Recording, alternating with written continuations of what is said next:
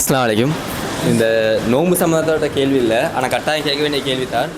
அதாவது நாங்கள் ஆண்களை வச்சு பெண்களுக்கு பல வகுப்புகள் எடுக்கிறோம். குறிப்பாக இந்த ஜனாசா குளிப்பாட்டுற வகுப்புகள் எல்லாம் எடுக்கிறோம். அதுக்கு பல பேர் விமர்சனங்கள் வைக்கிறாங்க. ஆண்கள் பெண்களுக்கு முன்னாடி இருந்து அந்த ஜனாசாக்களை கஃபன் செய்கிறது, கழுவுறதெல்லாம் சரியானு சொல்லி. இன்னும் சில பேரும் தரம் தாழ்ந்தெல்லாம் விமர்சிக்கிறாங்க. இதுக்கு ஒரு சரியான பதில் எப்படி? பெண்களுக்காக இந்த பயிற்சிகள் செய்யலாம். அதாவது சகோதரர் அப்துல்லா அவருடைய ஒரு மறுப்பு கட்டுரை கூட அதில் நான் பார்த்துருந்தேன். ரொம்ப அழகான மறுப்பு ஒன்று அதுக்கு போட்டிருந்தார். என்னால் மக்களுக்கு அதை தெளிவுபடுத்துறதுக்காக வேண்டி ஒரு கேள்வியாக கேட்குறாரு. என்ன போட்டிருக்கிறாங்கன்னா, நான் நினைக்கிறேன் கல்முனை சுன்னத்துவல் ஜமாத்துன்னு நினைக்கிறேன், கேஎஸ்ஜே மீடியா அமௌண்ட் வந்துருச்சு. அவங்களோட முகநூலில் நாங்கள் சிலோன் தௌஹீத் ஜமாத்தால் பெண்களுக்கு கஃனிடுதல், குளிப்பாட்டுதல், அந்த ஜனாசா குளிப்பாட்டுதல், கஃனிடுதல் பயிற்சி நடத்தி காட்டினதை விமர்சித்து, இந்த அப்துல் ராசிக்கை நம்பி போயிடாதீங்க, இவன் இந்த பெண்கள் விஷயத்தில் ஒரு மாதிரியான ஆள் என்ற மாதிரியெல்லாம் போட்டு ஒரு விமர்சன கட்டுரையை போட்டிருந்தாங்க. இந்த முதல்ல என்ன விஷயம் என்று சொன்னால், இந்த மாதிரி முகநூல் வழியாக இந்த சுன்னத்துவல் ஜமாத்காரர்கள் என்றவர்கள் அற்பமான முறையில் விமர்சனம் செய்து கொண்டு இருக்கிறார்கள். எங்களுக்கு இந்த பெண்கள் ஜனாசா மேட்டர் தான் பெரிய சர்ச்சையா? அதை விட எவ்வளோ விஷயம் இருக்குது. நீங்கள் அல்லாதவர்களை அழைத்து கொண்டு இருக்கிறீர்கள். அவுலியாக்கள், நாதாத்துமார்கள், சாதாத்துமார்கள், சுஹதாக்கள், மரணித்தவர்கள் உயிருடன் இருப்பதாக சொல்லிக் கொண்டிருக்கிறீர்கள். தர்கா வழிபாட்டை ஆதரிக்கிறீர்கள். ஜியாரம் செய்வது மாத்திரமல்லாமல் அவற்றிலே உதவி நாடலாம், அவர்களிடம் குழந்தை பாக்கியம் கேட்கலாம், அவர்கள் மரணித்தாலும் செவியுறுபவர்கள், அல்லாவிடம் பரிந்து பேசி நமக்கு உதவி செய்வார்கள் என்று அப்பட்டமான சிறுக்கை ஆதரிக்கக்கூடியவர்கள் இவர்கள். இன்னும் சொல்ல போனால் தத்தம், பாத்தியா, கந்தூரி, தட்டு, தாயத்து, தகடு, பில்லி, சூனியம், இந்த மாதிரி நிறைய மௌட்டிகங்கள் இஸ்லாத்தின் பெயரால் மக்கள் மத்தியிலே அறிமுகப்படுத்தி கொண்டிருக்கிறார்கள். கடற்கரை பள்ளிவாசல் என்ற பெயரில் ஒரு பள்ளிவாசலை வைத்துக்கொண்டு அதிலே பல மார்க்கத்துக்கு முரணான இந்த தர்கா வழிபாடோடு சம்பந்தப்பட்ட பல நிகழ்வுகளை செய்கிறார்கள். அதெல்லாம் மார்க்கத்தில் இல்லாத சிறுக்குகள், விதத்துகள் என்று நாங்கள் சொல்லிக் கொண்டிருக்கிறோம். அது சம்பந்தமாக பேசணுமா இல்லையா? அதை பேச வர்றீங்களா? முதல்ல கல்முனை சுன்னத்துவல் ஜமாத்தினரிடம் நேரடியாக கேட்கிறேன். முதல்ல அல்லாதவர்களை அழைப்பது சிறுக்கென்றோம், அதை நீங்கள் அப்பட்டமாக செய்து கொண்டிருக்கிறீர்கள். அது சம்பந்தமாக பகிரங்க மேடையில் நாங்கள் விவாதிப்போமா? இன்ஷா அல்லாஹ் ரமலானுக்கு பிறகு ஒரு ஒப்பந்தம் வைத்துக் கொள்வோமா? கல்முனை சுன்னத்துவல் ஜமாத்தை சேர்ந்த சில சகோதரர்கள் முகநூல் வழியாக எனக்கு மெசேஜ் போடுறாங்க, விவாத அழைப்பு கொடுங்க. நாங்கள் ஏற்கனவே கொடுத்து தான் வச்சிருக்கிறோம். உங்களுக்கு தனியாக எல்லாம் தனித்தனியாக தான் கேட்குறான். நம்மளோட வாயால் தனித்தனியாக தான் கேட்குறான். தனியாக சொல்கிறோம். உங்களுக்கு நான் சொன்ன ஒரு சந்தர்ப்பம் வந்தால் கண்டிப்பாக அந்த அழைப்பை கொடுப்பேன் என்று அவருக்கு வாக்களித்தேன். அந்த சகோதரருக்கும் சேர்த்து இந்த பதிவு விவாதத்திற்கு அழைக்கிறோம். நீங்கள் தர்காக்களில் அடக்கம் செய்து கொண்டிருக்கக்கூடியவர்கள் அவுலியாக்கள் என்று எந்த அடிப்படையில் தீர்மானித்தீர்கள்? அதற்கு குர்ஆன் சுன்னாலிருந்து நீங்கள் ஆதாரம் காட்ட வேண்டும். அவர்கள் மரணித்தவர்களா இல்லையா? மரணித்தவர்கள் என்று சொன்னால் ஏன் நீங்கள் அவர்களிடம் பிரார்த்தனை செய்கிறீர்கள்? மரணிக்காதவர்களாக இருந்தால் அவங்க ஏன் அடக்கம் செஞ்சீங்க? இதற்கு பதில் சொல்ல வேண்டும். தியாரங்களை, கபறுகளை உயர்த்தி கட்டி அவற்றை அலங்காரப்படுத்தி பூசி அவற்றின் மீது கட்டிடங்களை எழுப்பி அதை வழிபடுவதை நபி ஸல்லல்லாஹு அலைஹி வஸல்லம் அவர்கள் தடை செய்திருக்கிறார்கள். அந்த தடையை மீறி நீங்கள் ஏன் தர்கா வழிபாட்டில் ஈடுபட்டு கொண்டிருக்கிறீர்கள்? இது போன்ற தலைப்புகளை உட்படுத்தக்கூடிய விதத்தில் அழகான ஒரு விவாத ஒப்பந்தத்தை செய்து உங்களுடைய இந்த சுன்னத்துவல் ஜமாத் போர்வையில் நீங்கள் கொண்டு வந்திருக்கக்கூடிய இந்த அக்கீதா இஸ்லாத்துக்கு எதிரான சிறுக்கை ஆதரிக்கக்கூடிய அக்கீதா என்பதை பகிரங்க மேடையில் விவாதம் செய்வதற்கு தயாராக இருக்கிறோம். முதல்ல அதுக்கு வாங்க, அதுக்கு அவங்க பதில் சொல்லணும். அதுக்கு வராமல் எதுக்கு வராங்கன்னா இந்த அற்பங்களை எடுத்துக்கொண்டு வராங்க. சரி, அது ஒரு பெண்ணை வச்சா நாங்கள் குளிப்பாட்டி காட்டணும். முதல்ல யோசிக்கணும். ஆபாசமாக சித்தரிக்கிறாங்க ஒரு டம்மியை, ஒரு பொம்மை. அந்த டம்மி கூட ஆபாசமாக தெரிஞ்சிடக்கூடாதுன்ட்டு அதுக்கு டிஷர்ட் உடுப்பாட்டி அதை சுத்தண்டு சுற்றி எல்லாம் கை நீட்ட டிஷர்ட் கூட டம்மிக்கு உடுப்பாட்டி வச்சுருந்தோம். இவ்வளவு பண்ணி ஒரு டம்மியை வைத்து இப்படி தான் குளிப்பாட்ட வேண்டும் என்பதை சொல்லி காட்டினால் அந்த விமர்சனத்தை பதிவு செய்து பரப்பக்கூடியவர்கள் என்ன நினைத்து விட்டார்கள்? அந்த டம்மியுடைய ஒவ்வொரு உறுப்பாக காட்டி குளிப்பாட்ட மாதிரி நினைக்கிறாங்க. எவ்வளவு டீசெண்டாக, எவ்வளவு மரியாதையாக அந்த குளிப்பாட்டுதல் நிகழ்வை செய்ய முடியுமோ அவ்வளவு மரியாதையாக செய்தோம்.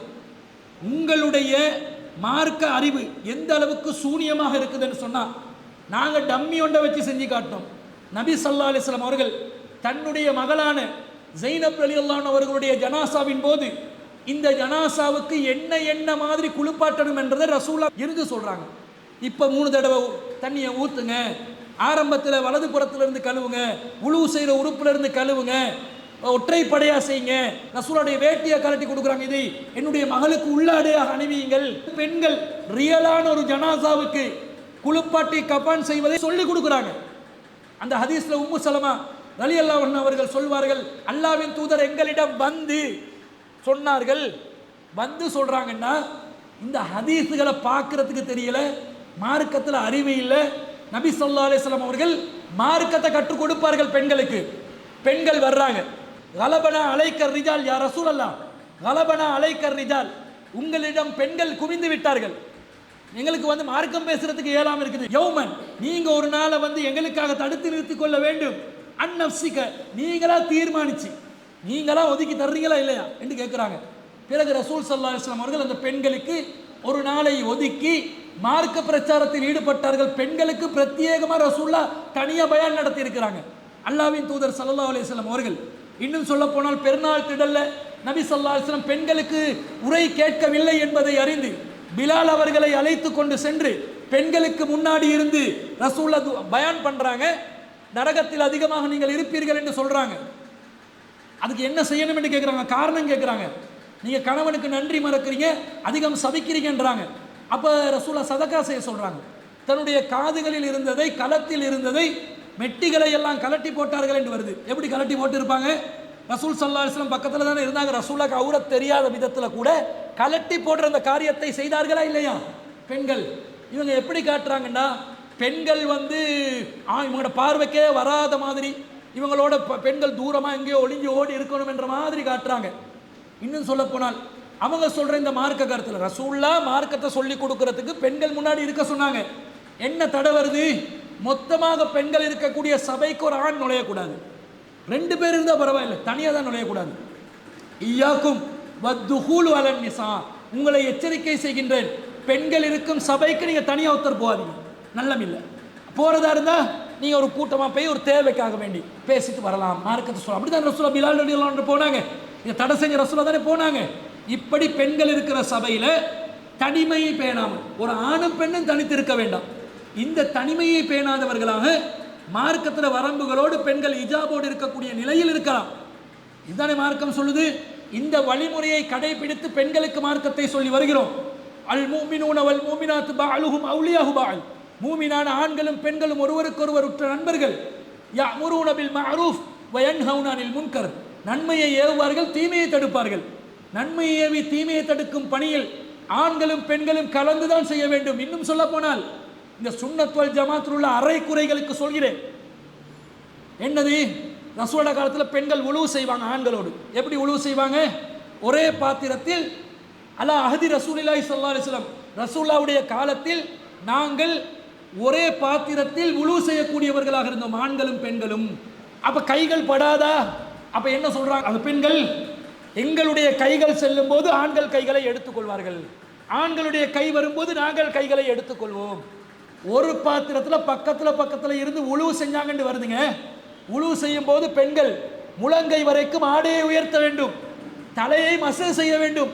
அந்த நேரத்தில் விதிவிலக்காக கூட முக்காடை அகற்றி தலையை மசூ செய்து முக்காடை போடலாம் என்றது விளங்குதா இல்லையா? விளங்குது. என்ன காட்டுறாங்க? பெண்கள் வானத்தில், ஆண்கள் பூமியில், ஆண்கள் வானத்தில், பெண்கள் பூமியில். இப்படி ஒரு பொய்யை காட்டுறாங்க. இவன் பஸ்ஸில் அப்படியா போகிறான், பஸ்ஸில் பொம்பளோட சீட் ஒன்றில் பக்கத்தில் காலியான சீட்டு கிடைத்தா ஆயன்னு போய்ட்டு உட்காந்துருவான். யாரை பற்றி பேசி கொண்டு இருக்கிறீங்க? எல்லாமே கலப்படம். சந்தைக்கு போகிறீங்க, பெண்கள் வந்து வியாபாரம் செய்கிற இடத்துல கடையில் போயிட்டு நீங்கள் பொருள் எடுக்கலாமா? அல்லது இவர் கடை முதலாளியாக இருப்பார், சில்லறை கடை க்ரோசரியில். பொம்பளைகள் வந்தா சாமனத்தை கொடுத்து அனுப்புவானா? மாப்பிள்ளை எங்க தாத்தா, என்ன உங்களோட மூஞ்சி அப்படி இருக்குது இப்படி இருக்குது, தக்காளி வாங்கலையா? எப்படி தேவையா தேவையில்லாதெல்லாம் பேசுகிறானா இல்லையா? பேசுறீங்க.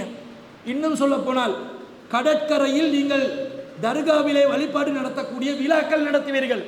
அதில் பெண்களுக்கு தனி நுழைவிடம், ஆண்களுக்கு தனி நுழைவிடம், இப்படி சொல்லி நீங்கள் பிரித்து தான் வச்சு செய்கிறீங்களா? அல்லது கலப்படம் அங்கேயும் இருக்கிறதா? உங்களுடைய தர்காக்கள் என்ன நிலை? பிற தர்காக்கள்ல எப்படி நடக்குது? தமிழ்நாட்டில் எப்படி நடக்குது? ஆண்கள் பெண்கள் கலப்படம் தர்காக்களில் இருக்கிறதா இல்லையா? இருக்குது. நீங்கள் தப்பு செஞ்சு கொண்டு நம்மளை விரல் நீட்டக்கூடாது. நாங்கள் மார்க்கத்தை அவங்களுக்கு சொல்லிக் கொடுத்தோம், கண்ணியமாக சொல்லிக் கொடுத்தோம், மார்க்கத்தின் ஆதாரத்தின் அடிப்படையில் சொல்லிக் கொடுத்தோம். இது தவறு என்று சொன்னால் இது தவறு என்பதற்கு ஆதாரத்தை வைக்கணுமே தவிர அவன் அப்படிப்பட்டவன் இவன் இப்படிப்பட்டவன் என் மேல் அவதூறு பரப்புகிறீர்கள், நீங்கள் பார்த்தீங்களா நான் எப்படிப்பட்டவன் என்றது உங்களுக்கு தெரியுமா, உள்ளத்தை பிளந்து பார்த்தீங்களா, அல்லது என்னுடைய தவறை நீங்கள் ஆதாரத்தோடு நிரூபித்தீர்களா, என்ன இது விமர்சனம், தனிநபர் விமர்சனத்தில் இவர்கள் வருகிறார்களே தவிர மார்க்கத்தை மார்க்கமாக அணுகக்கூடிய திராணி இல்லாதவர்களாக இருக்கிறார்கள். ஒரே தீர்வு, இதையும் வேணுமென தலைப்பா போட்டு பேசிக்கொள்வோம். இன்ஷா அல்லாஹ் விவாதத்தில் சந்தித்துக் கொள்வோம்.